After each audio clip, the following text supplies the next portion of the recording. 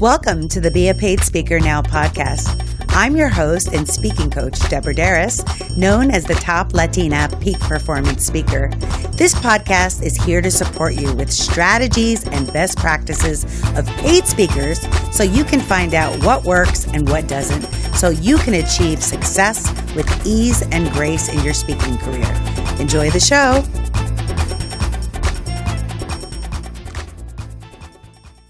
Are you always on the road speaking and your house is all alone collecting dust? Wouldn't it be nice to make some passive income while you're out speaking on the road? Well, I do. Want to know my secret? Airbnb. I use Airbnb to make some extra cash to reinvest in marketing for my speaking business. It's so simple. You just set up a listing and voila, you come home to money in your bank account on top of what you already made speaking. If you want to know more, go to the Be a Paid Speaker Now podcast.com to get all the information. Hello and welcome back to another great episode of the Be a Paid Speaker Now podcast. Today is extra special because we have an extremely special guest that's here who is the owner of Morris Media Studios and my special friend that I am excited to present to you. Her name is Felicia, the Poetess Morris. She is a longtime radio professional, hip-hop historian, entrepreneur, and podcast expert. She started her radio career 30 years ago with Lee Bailey's Hip Hop Countdown and Report. She also recorded a rap album titled Simply Poetry in 1992 on Poetic Groove /Interscope Records and continued her career in radio working with such luminaries as Jamie Foxx, Steve Harvey, Cedric the Entertainer, and media mogul Kathy Hughes. She currently is the owner of Morris Media Studios, a professional podcast studio in the Leimert Park area of Los Angeles, home of the Be a Paid Speaker Now podcast. Welcome to the show. Thank you for having me. I'm so honored and grateful and just humbled that you would be interested in being on the show. Thank and you. Like when I first came in, were an answered prayer to me. I was trying to do my podcast at home, even though I had called you like months before. And I finally, after struggling with editing, I'm like, why am I doing this? And I was guided here. And you said many people are guided here. Yes, they are. And we're happy to make it less of a burden for people who are trying to do podcasting because editing, as you said, could be quite tedious at times. And you can't be the talent and also control the editing and the lighting and the video and the audio. It's just incredible. And I know that after working with me in some of the shows, you're like, I've got some questions for you. And I said, well, why don't you be a guest host? Well, I've always had an interest of being a paid speaker. I feel like I've been on radio many years and I've been a performer, so sometimes being in front of an audience is quite natural for me. But I wanted to also share my experience and my knowledge in an effective way, whether it's speaking or holding workshops or whatnot. So I never quite dove into public speaking, but since you came along, you have certainly piqued my interest, especially because you mentioned that you can actually get paid to be a speaker. So one of my first questions to you as a speaker, what kind of stories do you find inspire the audience most? And I love that you asked me that because there's a saying in marketing that facts tell, but stories sell. And when you're a speaker on the stage, you're literally selling yourself. You're selling yourself as a talent that should be sought after. And a lot of early novice speakers will play it safe, where they'll write a script and it'll be canned and it'll be verbatim, word for word, and it can be really good and really polished. Maybe they practiced it or they went to Toastmasters or had a coach.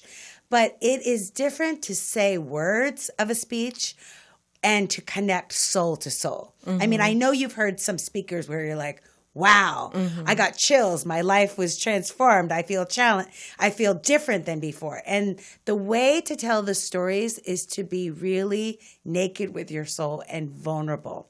I have a story that I tell about my brother passing away. My brother passed away when he was 16 years young.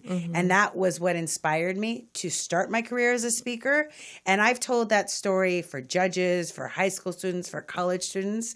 And no matter who I tell it to, they go from listening to actually hearing.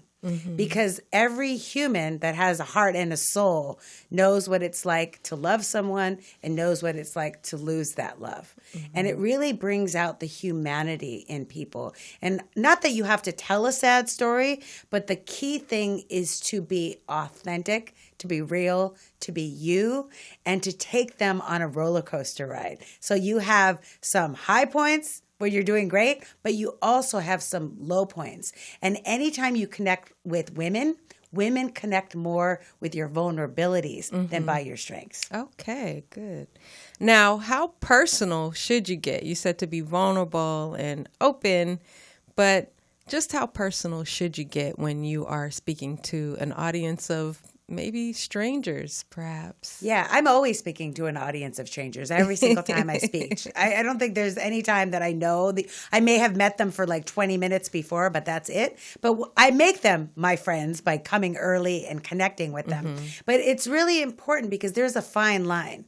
Because you don't want to just tell a heartbreaking story just to tell it. You really always want to make your stories about the audience. Right? So when I go to do a speech, I'll have a fact that I'm giving them. I'll have a story that backs up that fact. And then I'll have a call to action for them. Right? So when I'm telling a story, at the end of it, the moral of the story is, so when you go to start your career, or so when you go back to your office. But because if you make it all about you, it's not the you show. It's all about them. What's in it for me? They're asking themselves. WIIFM. That's the station that they're tuned into. They want to know how you're going to solve their problem. So I ask before I speak, I pray, and I ask to be the messenger for the message. And I will tell you, sometimes my higher self, God, will say things that I'm not ready to reveal. Like one time I was talking about my divorce and I was like, oh God, did we have to mention that? Or when I lost my beautiful house here in Inglewood, when I, went through that divorce situation. But you know what? When there's someone in the audience that needs to hear the story, it's not about you as speaker and your ego looking great. It's about the transformation. And that's just my style, because I'm not just an informational speaker or an inspirational speaker. I believe in transforming people's lives, making them better than how I found them. So I'm willing to go deep. Other people will just keep it safe. But I believe that if you're going to go all the way. Okay. How do you become a speaker, or becoming a speaker as a profitable business? So speaking is... can you actually make a living off just speaking? Yes. In fact, when I was a member of the National Speakers Association, there were statistics on speaking. And there are people, and they had an interesting study. At that time, and this was a while ago, this was like in 2002, and they said that only 10% of speakers make the six-figure income, that they want to as speaking, and the rest of them were below that. Right? So I don't know, depending on your lifestyle, if you can make a living. But so in order for you to make a living as a speaker, you need to be in the top 10%, right? To make that six-figure living. And so it's really about positioning yourself. And this is what I teach in my mastermind, in my academy, how to make yourself. You are the poetess. You are the one that has the experience in hip-hop culture, having the experience in media, having the experience as a female, having experience as a female of color. There is unique things that you know that nobody else knows. And when you match your expertise with the right conference that has the right budget to afford you, then that's where the sweet spot happens. So there is your expertise, there is the audience, and then what you're passionate about. Also, because you want to talk about something that you enjoy. Because there are speaking topics that I've spoken on that I can do, but I don't enjoy it. Right? And you've heard other people come on the show that they've evolved and they've talked about something and then they got sick of it and they pivoted. So because you love what you do, it's going to be natural for you to talk about it. And you're going to be like, wow, I get paid for this. But it's just about positioning and knowing your value and knowing your worth and then matching yourself up with conferences and organizations that are seeking the knowledge that only you have. Oh, nice. I like that. Yes. Now, you mentioned value. What determines your value as a speaker? So a lot of what determines your value, in fact, in my course, I wish I had printed it out. I have this thing called the 7 E's. So let me see if I can remember them. So one of them is education. One of them is experience that you have, like all your 30 years of experience and working with the Steve Harveys of the world and working with the Jamie Foxxes and some of the nuances that only you know. But also, what is the experience that your audience is going to have? Are you going to be better on a panel? Are you going to be better as a breakout workshop? Are you going to be better as a keynote? Because I don't know if you know, but there's different types of speakers. Not everyone is meant to be a keynote. Because when you're a keynote, you're like holding the whole conference together, whether you're the introductory keynote or the ending keynote. Some people are more comfortable with doing a breakout session where instead of speaking to 1,000 people, you're speaking to 100 people. You could be just as effective. So it's partially knowing what is your lane and staying in it so that you can do the best you can. Because in order to be sustaining and to really grow in this business, you have to be great at it. You just can't be good because there are new people popping up on Instagram every day that are calling themselves speakers. And then, wait a minute, they're really great at Instagram. They have 1 million followers. Suddenly, they're your competition, even though you have 30 years Just like experience. Comedians I see on Instagram. Right? Exactly. Yeah. So it's and now we live in the world of celebrity or pseudo celebrity and influencers with big followings.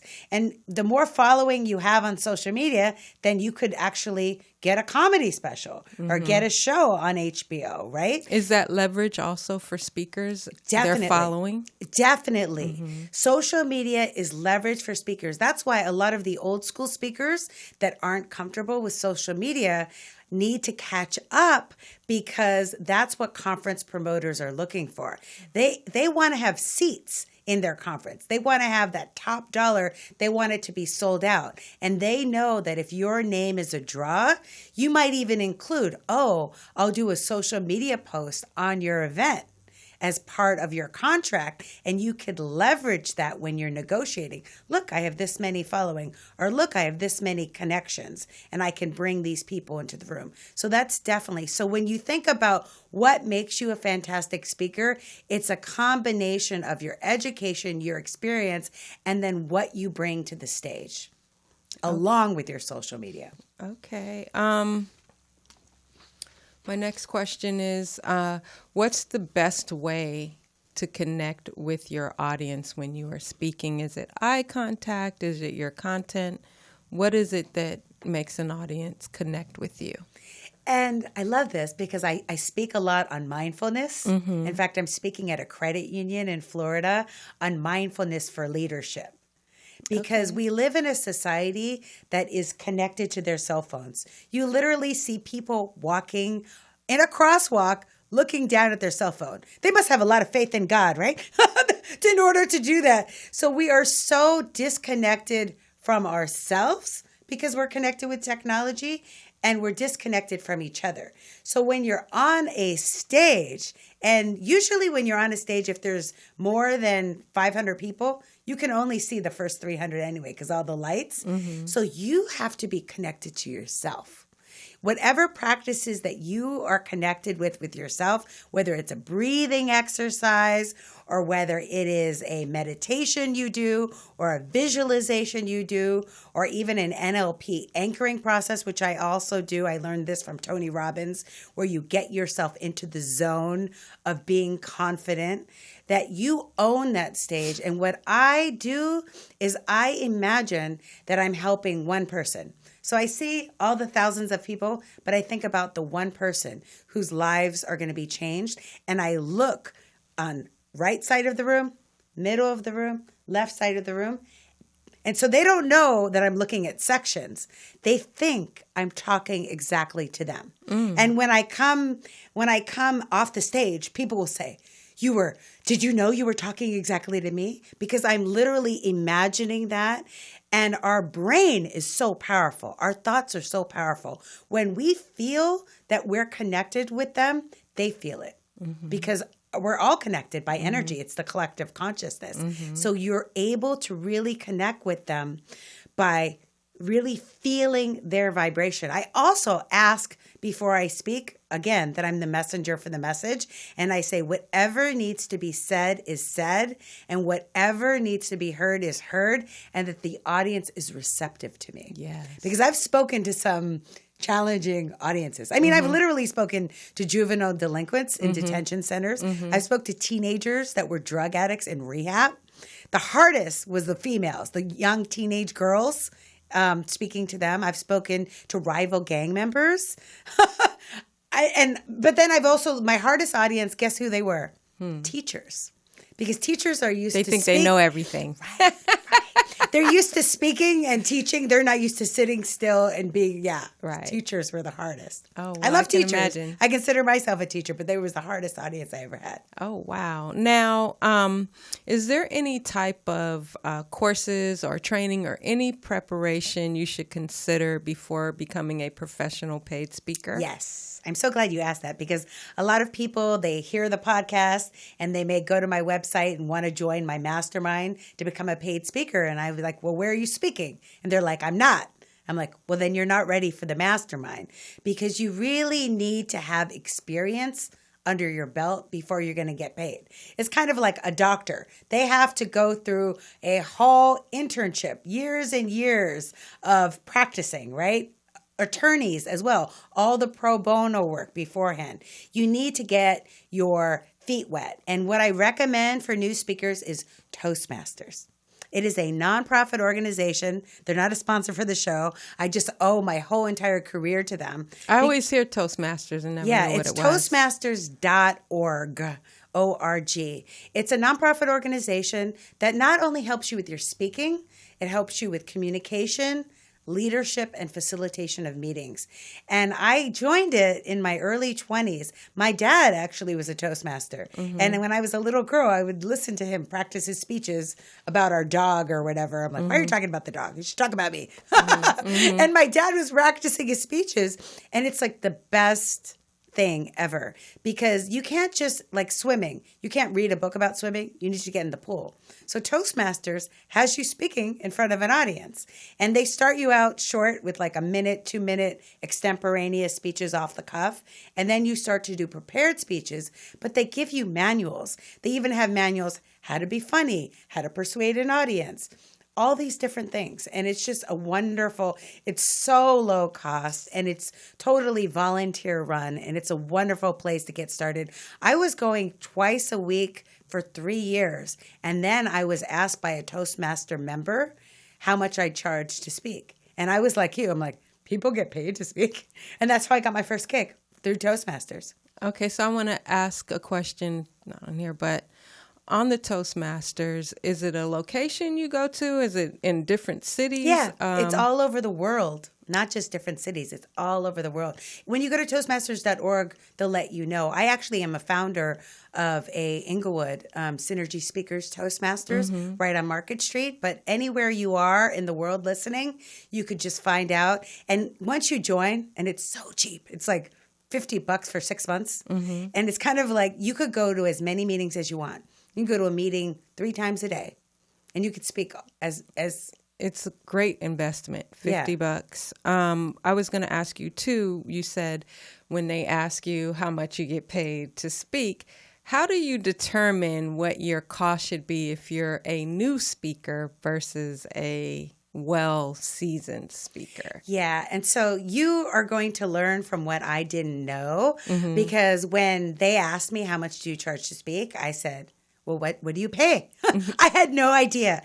And eventually I ended up getting a speaking coach that helped me. And I went to another course that was a little more advanced than Toastmasters on how to market yourself as a speaker. I also joined the National Speakers Association, which I don't know. When I was going, Les Brown and Brian Tracy were members. What? It was old school back in the day. It was awesome.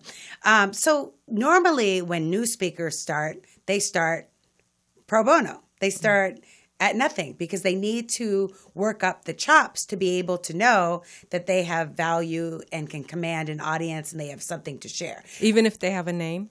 No. When people have a name, that's different. Because, again, people are looking for celebrities, and they'll pay you if you have a name. So and you don't even have to speak well. You can just be a celebrity. Not necessarily. No, I'm kidding. If you have a draw. I mean, some people will bring... I've seen conferences where people weren't the best speakers, but they have a name. So sometimes in the beginning, I've heard a lot of people that have come on the podcast, they've done it just for the travel expenses or just for chicken dinner or whatever. When I first started, my very first gig that was paid was $250. I'm like, wow, for 30 minutes, that's a lot. You know what I mean? But you can't think like that.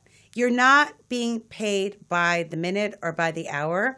As a speaker, you're being paid by the value and by your worth. Nice. So you can't exchange time for money.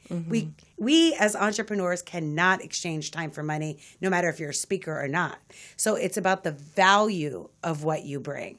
So in the beginning, emerging speakers get paid between $500 to $1,500.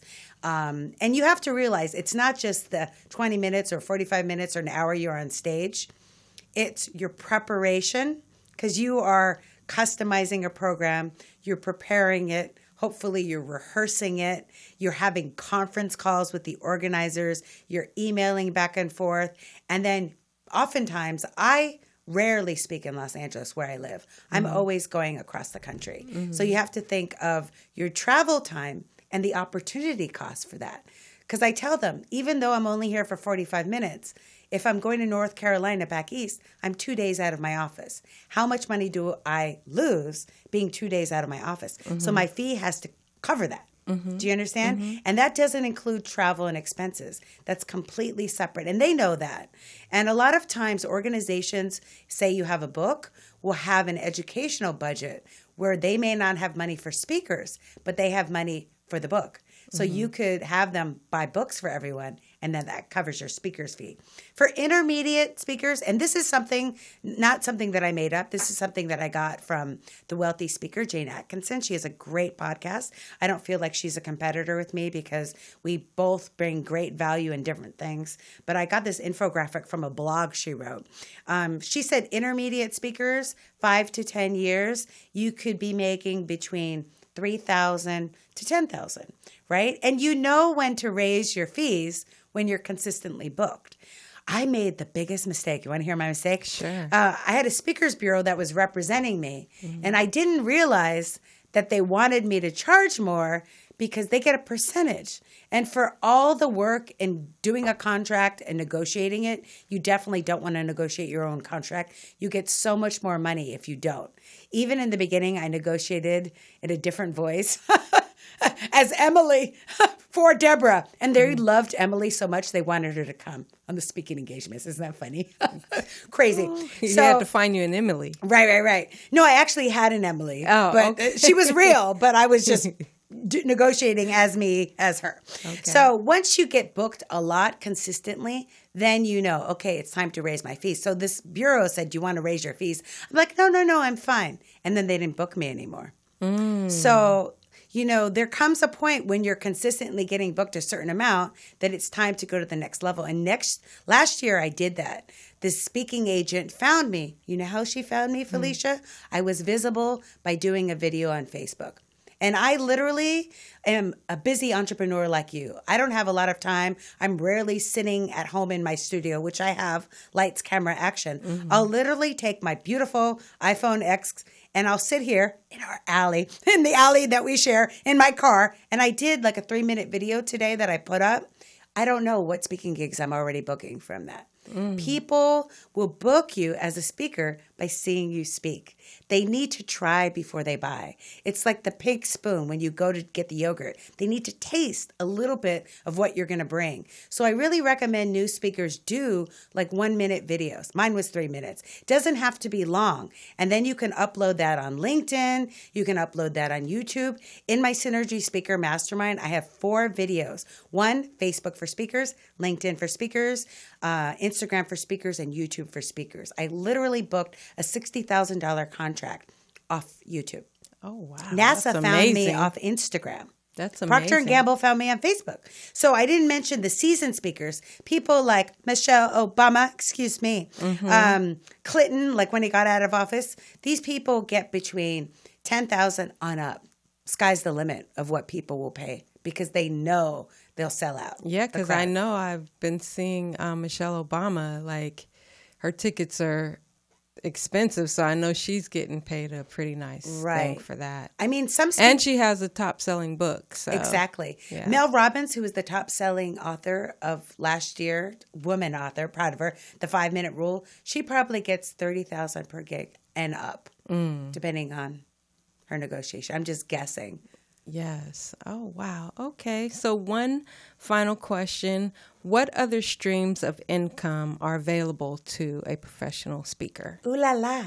That's what we love about professional speaking. We're not just speakers. We're infopreneurs. Okay. Think about it. What you are selling as a speaker is your knowledge, your wisdom, your information. And whether that comes up in a book, and your book is usually leverage.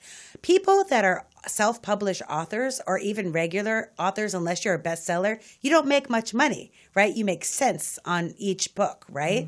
But when you are self-published and you go to speak, and then everybody in the audience loves you, they want more of you, you organize a book signing. So on top of your speaking engagement, you also have the book sales. And for example, I asked my recent gig, do you want me to bring books for sale?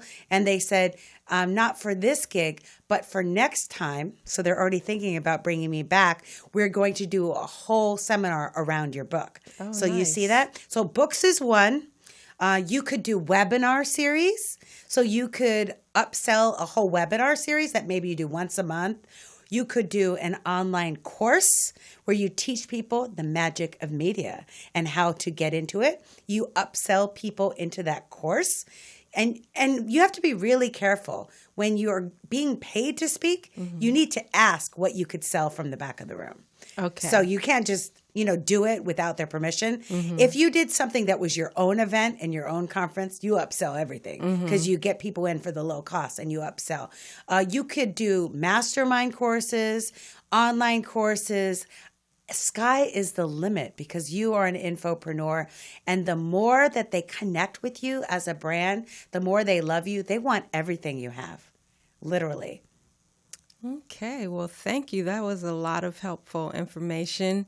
Hopefully I'll get my first speaking gig within the next, sometime this year. I won't say when, but I'm interested. I mean, I've done public speaking before, but it was never something that was a specific goal or profession that I chose. And so now, and this is for you too, now that you've decided, when you decide, Felicia, you cut off any other opportunity. So now the universe and your mind goes to work on it. Your mind works like Google search engine. Whatever you type in is what you get out. You're going to start getting opportunities. We're going to put this podcast, it's going to go out to the world. The opportunities are coming in. If you would like to book Felicia, you can contact Morris Media Studios, and she is available for hire. Thank you. And thank you so much for being a guest and a host on the show. Thank you. Thank you for all the knowledge that you're sharing with us newbies and aspiring public speakers. We appreciate you. Yeah. Thank you.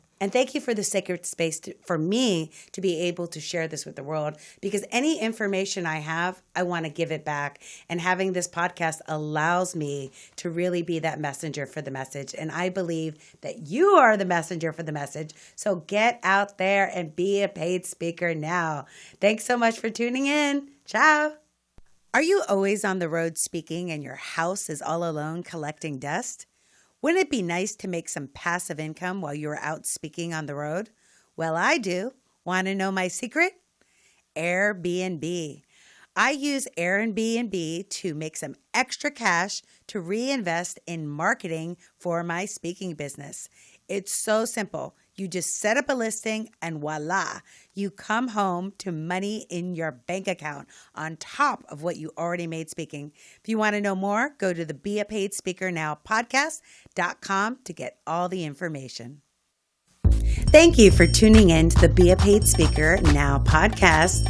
If you want to get a free webinar on 5 steps to be able to be a paid speaker, go to deborahderas.com/podcast. Thanks for tuning in, and remember, you are the messenger for the message. And with the power of synergy, anything is possible.